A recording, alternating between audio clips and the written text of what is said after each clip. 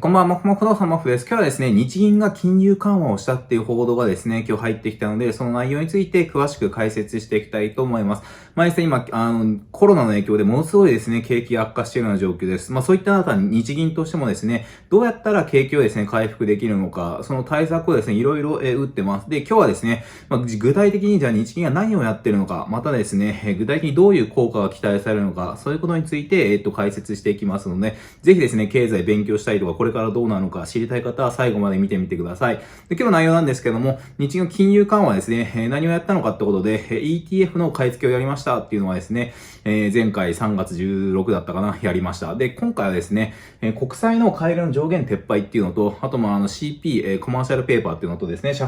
債の買い入れを強化しましたっていう報道が出ました。で、これをね、やって、何の意味があるのか、これはですね、国民のためになっているのかどうか、どういう弊害があるのか、そういうのですね、解説していきたいと思います。で、まずなんですけども、3月16日にですね、1回金融緩和してるんですよね。で、そこから1ヶ月後の約ですね、今日さらに追加でされたってことで、3月16の時点では何やってたかっていうと、株の買い入れをですね、強化しましたっていうのが前回出ました。で、どういう目的かっていうと、もともと金融機関って、金利を上げたり下げたりすることで、景気をですね、コントロールしてましたと。で、景気が悪くなると金利をですね、ゼロにして、それでですね、お金を市場にこう流していって、それで景気を回復させるっていうようなことをやってたんですけども、もうずっとですね、日本はゼロ金利だったんで、もうやりようがないよってことで、それでですね、株を買って株価を釣り上げるっていうことをやってですね、ずっとやってきましたと。これはちょっと異常だと思ってるんですけども、そういったこともあって、何を買ってきたかっていうと、トピックスっていうですね、東証一部上場している株のですね、平均的な、インデックス、指標みたいなもの、日経平均みたいなもんですね。それのトピックスってやつの ETF 上場投資信託を、買ってましたと。で、それを買うことで、いろんなですね、企業の、株を、まんべんなく買っているような、東証一部の上場の株をまんべんなく買う効果があるんで、全体的にですね、東証の株が、底上げ株価がね、買う人がいれば株価上がるんで、そういう効果があったと。それをずっとやってきてたんですけども、今まで年間6兆円くらい、これもね、膨大な額だったんですけども、3月16日にもう株価下がりまくってやばいから、さらにですね、12兆円、年間12兆円株を倍プッシュして買うぞっていう宣言をしましたと。これはね、株価を、下支えする効果はすごいあるとは思います。で、これ弊害は何かっていうと、結局こういうふうに株を買うっていうのがですね、株買いまくったら全部 100% 占めちゃったら日銀 100% になっちゃうんで、どこまで買うのかとか、そういったところがね、問題にはなったりします。で、こちらが前も出してるんですけども、日銀が年間の株の買い付けで、2012年の時はね、1兆円も買ってなかったんですけども、1兆円超えてきて、で、2兆円超えて、4兆円超えて、5兆円、6兆円までですね、すごいですよね、この、年々ですね、1年間に買うですね、ETF の株の金額がもううなぎ登りですよ。で、今6兆だったのが、これ12兆になるって言ってるんで、もうグラフ突き抜きますよね。そこまで買うと。で、保有金額もですね、とんでもない株買ってきてて、今はもう、19年ところで20兆ぐらいで、20年になるとですね、30兆円ぐらいなると言われてます。なので、東証一部のですね、時価総額すべての株の中でもかなりですね、日銀が買い占めてるっていう風な、異常な光景になってるってことですね。これも前回ちょっと出したんですけども、株をですね、ETF 持ってる割合から逆算して、日銀が大株主になってる会社が結構あったりしますと。なので、アドバンテストがもう23% 保有しているような割合になってるってことになったりとか、あとファーストリテイリング、ユニクロの株を19% ぐらいですね、持ってて、このまま行くと年末には 20% ぐらいいって、柳井さんが 20% ぐらい持ってるんでですね、ほぼ柳井さんに匹敵するぐらいのですね、日銀が大株主実質的になってるってことになってますと。なので、こういうふうにどんどんですね、日銀が株買えば買うほど、もう日銀 100% にいつかなっちゃうんですよね、買い続けると。なので、どこかでやめなきゃいけないんですけども、そういうところもね、決まってないというところで、リスクは、これね、本当やめた方がいいと思うんですけども、本当ね、市場原理を歪めるんですよね。で、ずっと買い続けてきてるんで、本来は、株って買いたい人と売りたい人がね、こう、釣り合って、まあそれで株価決まって、もちろん景気が悪くなったら株価下がるし、景気良くなったら株価上がるっていう風になってるんですけども、景気いい時からですね、すでにずっと日銀がドーピングして株買いまくっていてるんで、まあそういうのって本当に株買ってるとこあるんですけど、株価対策で、この政策銀行がですね、株価買ってるっていうのは多分前代未聞で、こんだけバカでかい30兆円規模で買ってるってのはありえないですね。日本が多分、日銀が初めてだと思います、歴史上。で、どこまで買い続けるのか未定なので、買いをやめた時もね、反動も怖いですし、さらに、買った株をね、どうするのかも決まってないですね。だからこの、さっき言ったどこまで買い続けるのも決まってないし、買った株をどうするかも決まってないですよね。自社株買いしてもらうとかですね、償却するとかいろいろ話はね、こうするんじゃないかって想定はされてるけど、でも決まってないのは事実なんで、全く決まってないまま、バカみたいに株をどんどん買ってるっていうところで、そういう風になってます。で、これ何が効果あるかっていうと、結局株持ってる人がね、優遇されるんですよね。大株主がどんどん優遇されるような政策になってると。だからもともと、柳井さんとかね、株持ってる人とか、あと孫社長とかね、大株主が、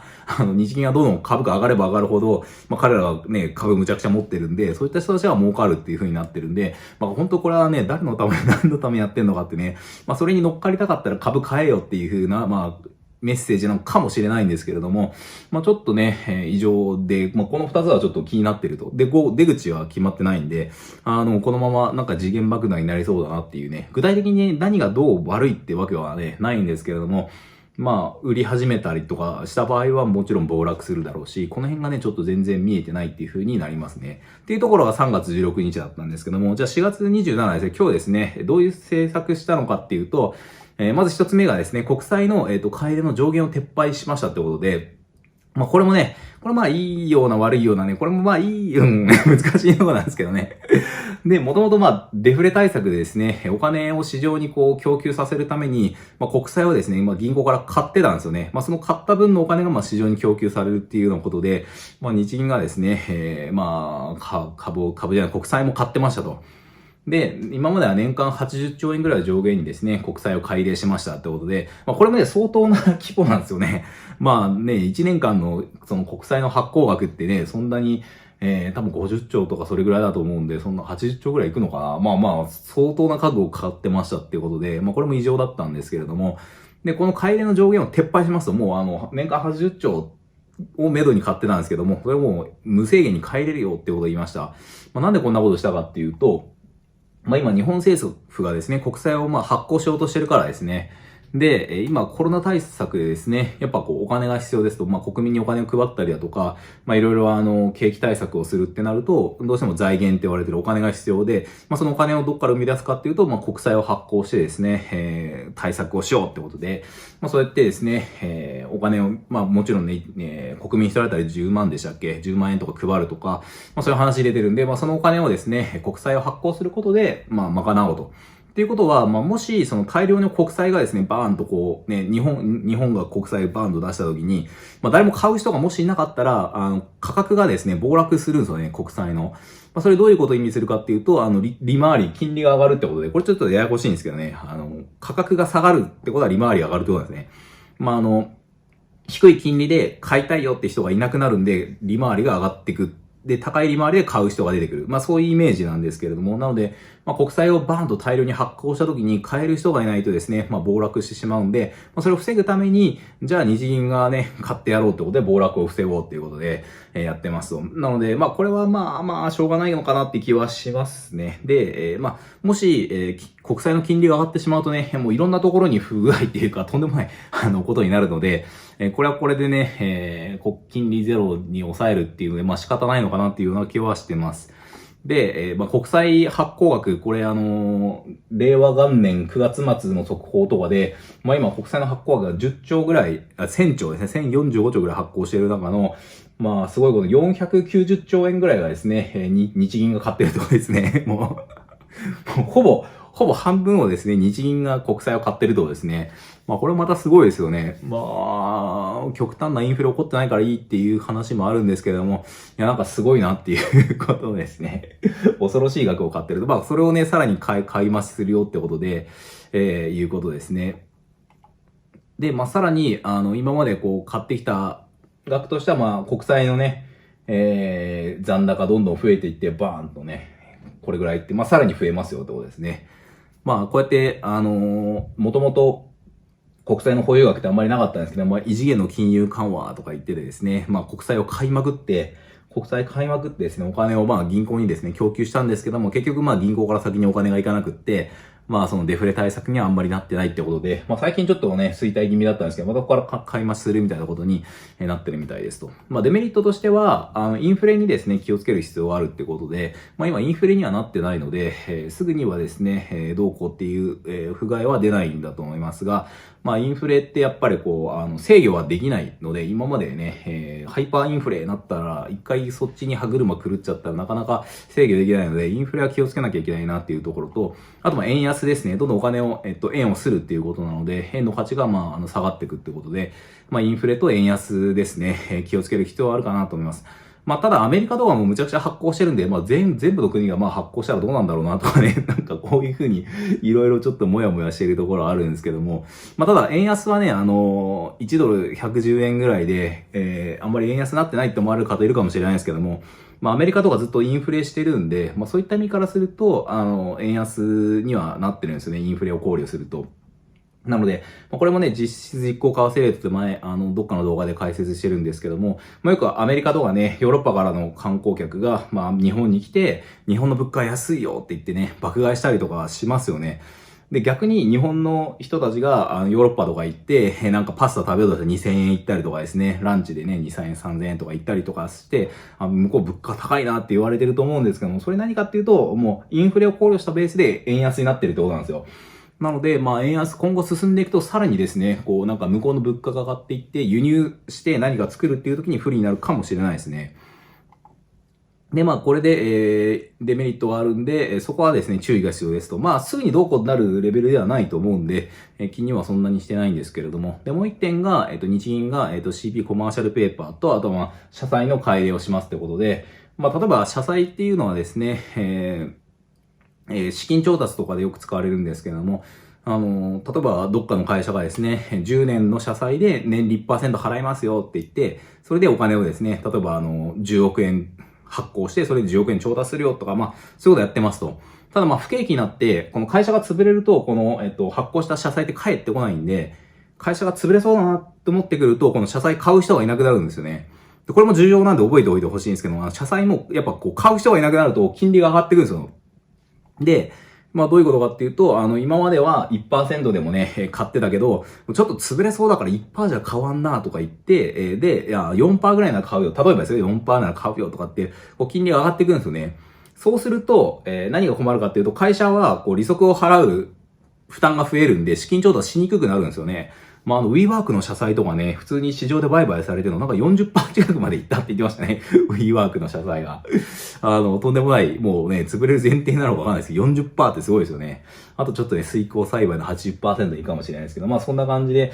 会社の破綻のリスクが高まると、これもやっぱ社債も、売りたい人と買いたい人の供給と、需要と供給で、この利回りで変わってくるんで、まあそういう風になってくると、社債を発行して、お金をこう、市場からね、調達しにくくなるんで、まあそれを、まあ助けるために、まあ日銀が、代わりに社債を買ってあげるよって言って、まあ潰れたら多分日銀がですね、損するんだと思うんですけども、まあそうやって、保証してあげると。で、もともとなんか 5.4 兆円ぐらいの枠で年間買ってたのが、3月には2兆円追加して、で、今回20兆円を上限に、まあ、それぐらい、社債とか、あと CP コマーシャルペーパー、手形みたいなもんですかね。それを、買うよっていう風に言ってるみたいです。なので、まあ、こういった対策を受けて、日銀はですね、できることをやってるような印象ですね。で、まあ、これを結果を受けてなのか、まあ、今日はですね、株価はちょっと上がっていって、日経平均ですね、上がっています。まあ、ここのところ19,000から2万円の間をこう、ボックス相場みたいになっていて、こっちからどっちに行くのかなっていうところで探ってますね。なので、まあ、景気はですね、悪化すると思ってる人が多いんですけれども、この資金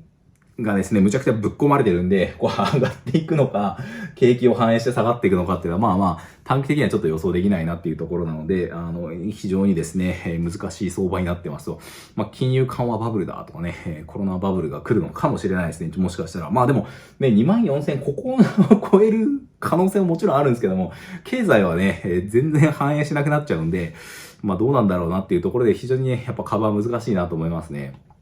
でも、日銀がいろいろこうやってはいるんですけれども、ちょっとね、残念ながら景気やっぱ悪化する方向にどうしても行くっていうふうには考えてます。なんでかっていうと、これもね、前回やったんですけども、コロナの影響で外国人のですね、需要がなくなって、インバウンド需要がですね、まずなくなって、その後観光とかホテルとかも全部今、スカイキャビンでしたっけ、ファーストキャビンでしたか、カプセルホテルが潰れたりとか、いろんなリゾートが潰れたりとか、今もう本当にホテル系がもうすでに破綻が始まってますと。で、飲食店の売り上げも今、緊急事態宣言でですね、非常事態宣言で売り上げが下がってしまっていて、いろいろ融資とかあるんですけども、今非常にどこの業界も苦しい業界ですし、自動車とかも工場の生産がストップしているような状態なので、そうすると売り上げが下がるんで、会社員のですね、サラリーマンの給料も下がったりとかして、そうなると、ですね、もう物売れないんで、広告の出稿もね、抑えられてきたんで、YouTuber もですね、収入が下がったりとか、ブログとかですね、リクルートもですね、今辛いっていうところで、ほぼ全方位ですね、売り上げが下がってきてますと。例えば新幹線とかも乗客者数減ったりとか、今までね、何があっても、新幹線大丈夫だったりとかですね、で、原油もですね、価格が下がったりとか、とんでもない、もう全体的にですね、ひどいことになっていると。っていうことで、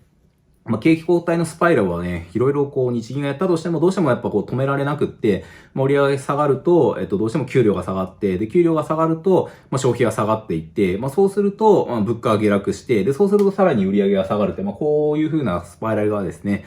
デフレスパイラルとか景気後退の流れに今なってきています。どっかこれをですね、どこまで落ちるかわからないんですけども、で、さらに、物価下落してるんですけど、もしかしたら、インフレになりつつあって、物価がですね、上がったりする可能性もあって、スタグフレーションになるかもなっていうのはちょっと恐れてます。この辺はですね、コロナ後どんな世界かって、詳細欄貼ってるので、これ詳しく解説してるんで、よかったら見てみてください。ということで、今日のまとめなんですけども、日銀のですね、金融緩和について、説明しました。で、やってることは、ETF ですね、株の買い付けをやってますよって、株価をですね、底支え、ドーピングですよね。弱った体力の人にですね、そういうドーピングでバンバン打って、でも体は弱ってるかもしれないけどね、そういう劇薬やってどこまで日本は耐えれるんだみたいなね、それをやめた時の反動とかですね、そういうところに頼ると、やっぱどうしても悪くなるところあるんで、そこはちょっと気になるところと、あと国債のね、買い入れの上限を撤廃しますと、これは短期的には全然問題はないかなっていうふうに考えてます。あとCP と社債の購入の金額をアップってことで、これもね、短期的には全然問題ないかなっていうところで、やれることはですね、やってるのかなっていうのは印象ですと。ただそうは言っても、結局こういうことあったとしても、景気がですね、どうしても悪くなるっていうのはもう防ぎようがないことなので、ここからですね、どうやってこの時代生き抜くかっていうのは一人一人いろいろ考えていかないと、ちょっとね、サラリーマンも今は家で自宅待機とか言ってるかもしれないんですけども、そこからね、絶対給料は下がっていったり、残業がなくなったりとかですね、サボってる人がバレてしまったりとか、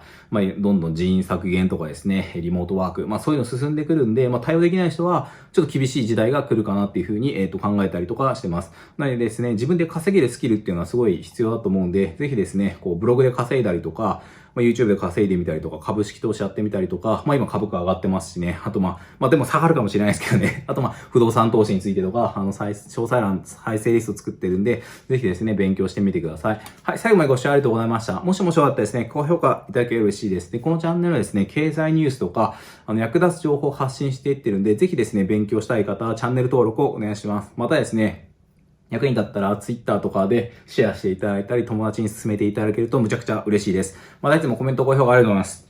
引き続きですね、コメントいただけるとやる気が出るので嬉しいです。また最近インスタとね、Facebook ページやってるんで、ぜひ詳細欄から登録してみてください。どうもありがとうございました。ウェイ。今日はシェリーメイパーカーです。ウェイ。バイバイ。